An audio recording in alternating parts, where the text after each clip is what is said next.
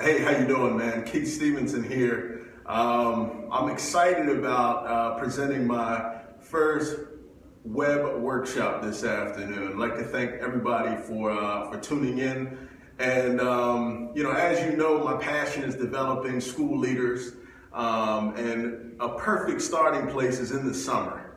You have brand new principals, assistant principals, teachers who are just starting the school year off. They're excited about the possibilities of being successful. They're excited about transforming the lives of students. It's just a great time to be a school leader. But what I don't want to happen is for folks to think that principals kind of get the time off in the summer, because it's really not the case. School leaders, and those of you who have led schools for a period of time, can attest to the fact that leading schools in the summer may be the busiest time of the year. There's tons of things that need to be done all summer. And if you fail to plan accordingly, you will struggle for the entire year.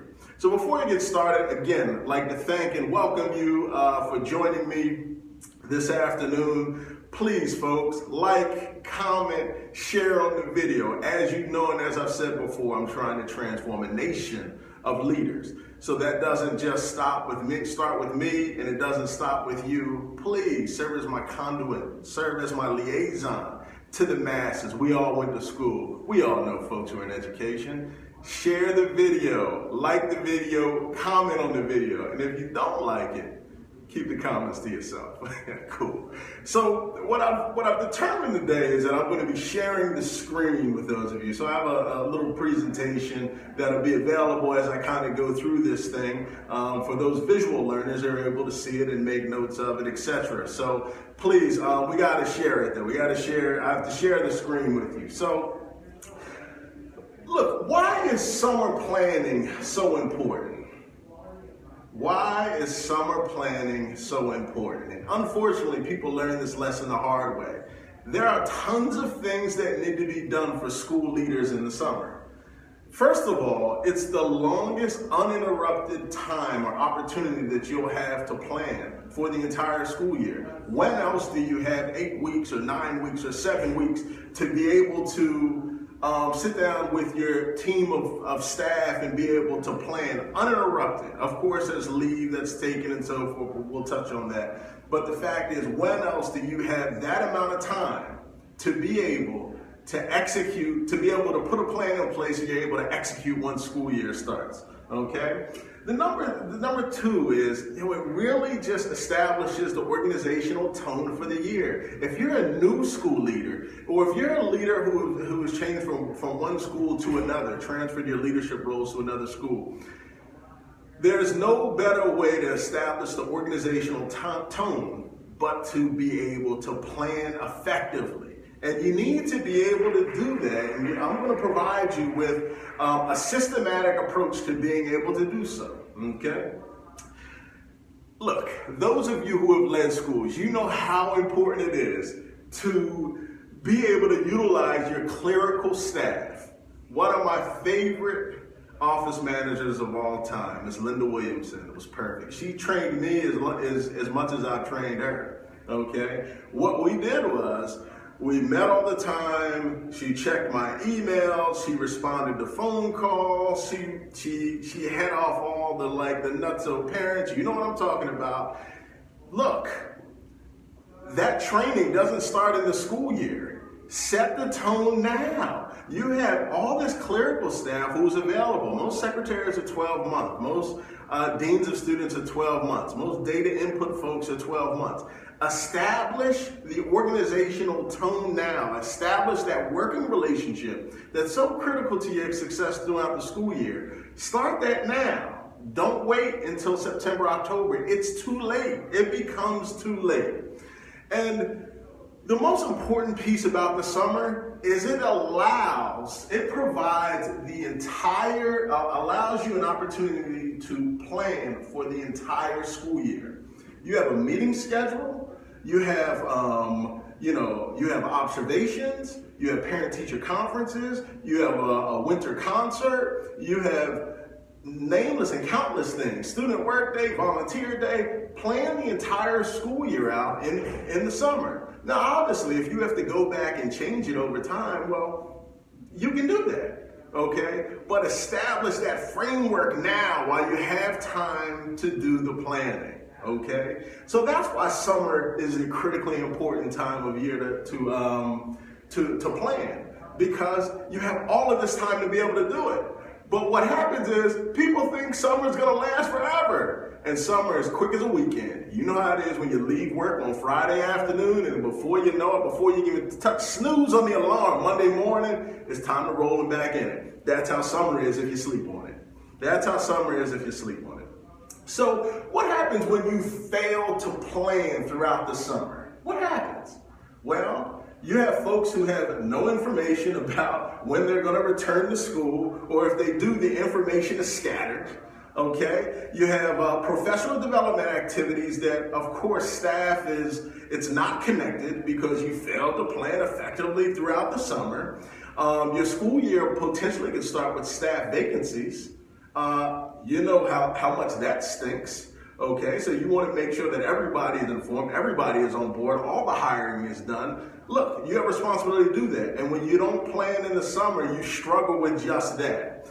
And last but not least, look, the school year is difficult enough to lead when you have a great plan. When you have a poor plan, a poorly executed plan, it typically simply goes downhill. It goes downhill from there. In October and November, you're looking at it and you're saying, I wonder how this stuff went left. I wonder why this went wrong. The reason why is because you planned poorly in the summer.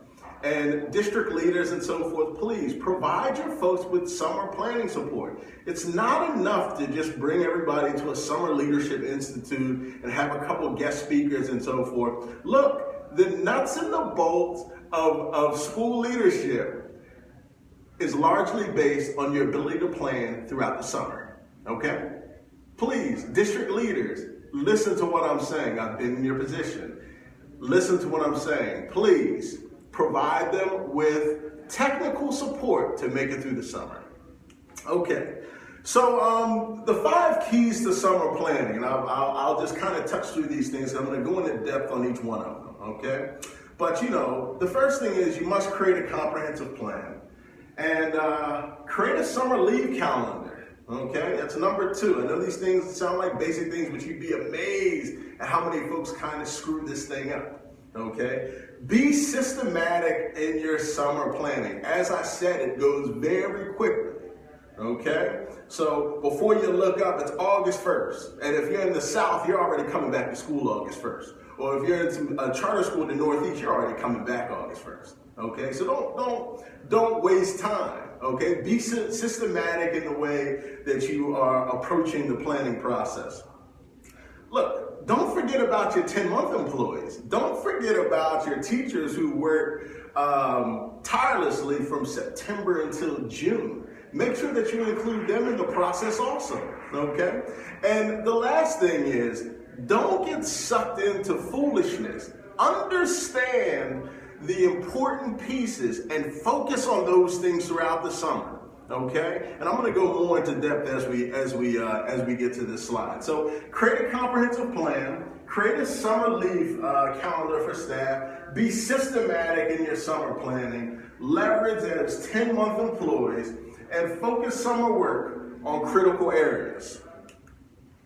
So, when you're creating a comprehensive plan, this thing is not a huge flow chart that has, you know, a square here and a rectangle there and a triangle there and it means all different things. No. That's not what I'm talking about when I'm saying creating a comprehensive plan. The first thing to do is simply just create a list of all of the tasks that you think need to be done throughout the summer. Master scheduling, hiring, ordering supplies, logistical plans, selecting a food vendor, ordering hall passes, all these different things. You know, there's a ton of them. I have a list of 55 things that need to be done throughout the summer that I use when I work as a consultant with school leaders, okay? So there's a ton of them. But the second thing is, don't simply rely on your own knowledge, have meetings, meet with your staff, and understand what they believe that needs to be done throughout the summer. Okay, so for a data entry person, they may need to update their Power School system or their data management system. Okay, if you're dealing with an office manager, there may be some tremendous amount of filing that needs to be done, or records that need to be discarded. As a leader of the school, you have the responsibility to understand that, and you have the form to be able to do it with summer planning if you execute on it. Okay. You want to create due dates for each one of these tasks, okay? You'll understand momentarily why that's important. Don't just say, complete the filing room and then leave it alone and in September expect that it's going to be done. Because chances are, it's not going to be done, okay? You want to assign a person or team to each task, okay? So if it is, creating a new evacuation plan for the school, you may want to assign a team to that. You may want to assign 2 or 3 people who can break it down by task, and it allows the team, or allows you as the leader of the school to be able to focus your work, okay? And ultimately, as the leader, you have to gain an understanding of everything that needs to be done. Because the office manager and the data manager and the custodial staff and the security team, they're all going to be on separate pages and they're working on their thing. As the leader of the school, it's your responsibility to be able to coordinate all of these tasks to make it work for the betterment of the school. So understand, that's your role. As a leader, that's your role. Everybody is depending on you to get it done. Please focus on it. Understand the sequence. Understand that there are prerequisites, activities and tasks that need to be achieved. Just understand it. Focus on it and be systematic in your approach. For a sample of a planning template, I will make that available to you at the end of the video. I'll give you the key to how to get that. Now it's an abbreviated version. But I think for school leaders, it will really help you. It'll really help you to be able to put some context to what I'm saying this afternoon. So the next thing is creating a summer leave calendar, okay? School leaders, don't simply approve everyone's leave for the dates that they have submitted leave for, okay? Understand something. This process of coordinating summer leave doesn't need to start in June. It doesn't need to start in May. It needs to start in like March and April, okay? Because you have folks who are trying to go on cruises. You got folks who are trying to do major vacations. It requires real planning, okay? So you want to be thoughtful and understanding of their wishes, okay, as you kind of go through this process. So you want to start this process early, okay? Because you need this leave, this summer leave, to be able to work for you. You need these staff to be able to work for you. So you need to be able to coordinate when they're there and when they're not there, okay? So be thoughtful as you kind of go through it. So approve leave strategically, okay? The next thing is make sure all of your employees can take leave. Don't be the Grinch, the leader Grinch who says, no, you can't take leave in the summer. Look, it's a time of year where folks relax a little bit. You still have to work, obviously, but it's a time of year when folks need to spend time with their families and just need to get refreshed for the next school year. Make sure everybody can take leave, okay? Now, make sure the leave is assigned with or aligned with your due dates that we kind of discussed before. If you have things that are due dates when you establish this template or when you establish this this comprehensive plan, make sure the folks' leave dates are aligned with that. So you can't say that all the master schedules are due August 1st, but you know that the person who's primarily responsible for them will be on vacation from July 27th to August the 5th. It doesn't make sense. As a leader, align the work as it relates to these due dates. You're going to go back and check them throughout the summer. So I'm going to give you strategies for that also. And last but not least, and I'm sure school leaders, you'll be happy to hear this, the principal must take leave. The principal must take leave. If not, you will undoubtedly, inevitably burn out by like December. Okay? I'm just telling you, you'll burn out by December. Anybody who ran a 400-yard meter race, you know what it's like when the monkey jumps on your back at the 300 mark and you still got to finish the race. It's not a good feeling. Some may say that it builds character, but you can avoid all of that by just making sure that you take a break, take leave in the summer, okay? School leaders, take leave. Okay, so the next thing is, when it comes to planning throughout the summer, you need to be systematic in your approach. School leaders, be systematic. Like I said, it seems like a long time from June to August or June to September. It goes faster than a weekend, okay? So you have to be systematic. So the first thing is, when you're assigning folks tasks, you have this long list of tasks. If it's 40 things, if it's 50 things, if it's 60 things, assign them in an equitable fashion, okay? Don't give one person 40 things to do and then you sprinkle 10 little tasks around other folks. Don't do that. Make sure it's equitable, okay? You want to be able to generate some buildup through this process, or generate buy-in, through this process. You don't want to kind of ostracize folks throughout the process by giving somebody a billion things and somebody else very few, okay? This is the most important piece in my mind.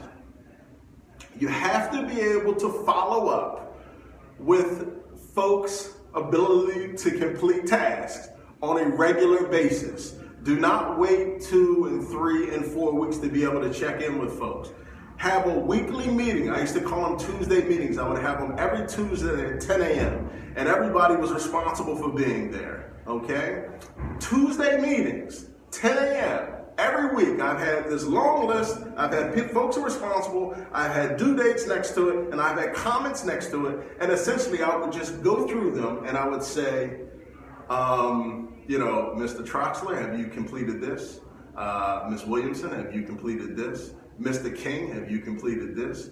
Ms. Browning, where are we on this? And I would just go through the list, and it allows you to hold folks accountable for completing tasks in a timely manner. Will everything be done on time? No. However, the only thing worse than something not being on time is for you as the leader to have no knowledge of it.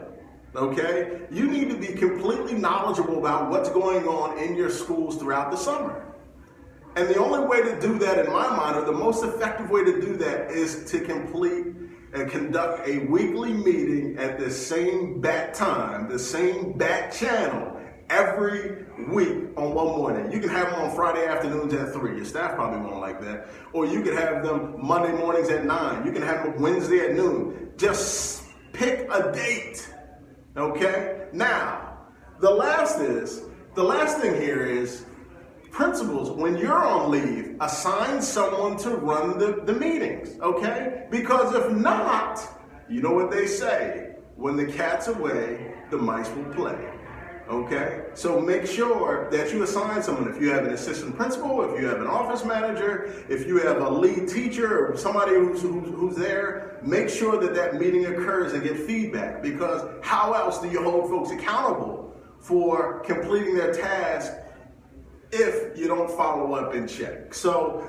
please be systematic in the way you follow up on the work that staff are doing throughout the summer. So assign staff tasks in an equitable fashion. Have a weekly meeting, day and time. Keep track of the progress of tasks. Provide support when needed. And reassign tasks as needed. Like I said, there could be hurdles that folks are encountering as they're completing tasks. Reassign them as needed. There may need to be 2 people on it, 3 people on it, or there may not need to be anybody on it, because you realize that there was no reason to even do it. So please be systematic in your work. Leverage your 10-month employees. Yes, you will have a summer staff. That summer staff, depending on the size of your school, is typically, 7 people, 8 people, maybe 10 people. But look, you have folks who work 10 months, Some folks are off in Nova Scotia at the beach or wherever they may be, but there are other folks who are clearly plugged in and they want to help you plan for the school year. Okay, look, you have people who are teaching summer school, you have someone who may be doing some district initiatives or what have you. They're willing to support you. So please leverage your 10-month employees. Give them a call. It helps to develop the administrator-teacher relationship, okay? And it also increases the level of buy-in of whatever initiatives are being implemented once the school year starts. Don't just say, that group is over there. Bring them in the loop. They'd be more than willing to work on a light project. They'd be more than willing to serve as a thought partner. I'm telling you, utilize your 10-month employees, okay, as you plan throughout the summer. They will definitely work for you. In my years of running schools, I've probably found very few. You can use department chair people. You can use grade level leaders. I mean, there are a number of different folks who are just committed to your school to the point where you can use them throughout the summer. So don't just allow them to rest. Yes, they're not in the contract. I get all of that. But I'm telling you, let's make a bet today. If you call them over the summer and you ask them appropriately and politely, I guarantee that they'll do it. Okay? I guarantee. That's a guarantee. I guarantee they'll do it. Okay? So with the 10-month employees, just ask key 10-month employees. Don't ask everybody. Just the key ones that come in. Could be department chairs, grade levels, veteran staff, folks who are power brokers within the school. They'll do it, okay? And it'll help to garner some support from some of the newbies that you may have on the team. It increases the buy-in and ensures the staff's voice is clearly being considered throughout that school process, throughout that planning process. So the last, but certainly not least, focus your summer work on critical areas. If you're a new principal, a new leader to a school, a leader that's transferring from one school or another, okay, watch out for people's personal agendas.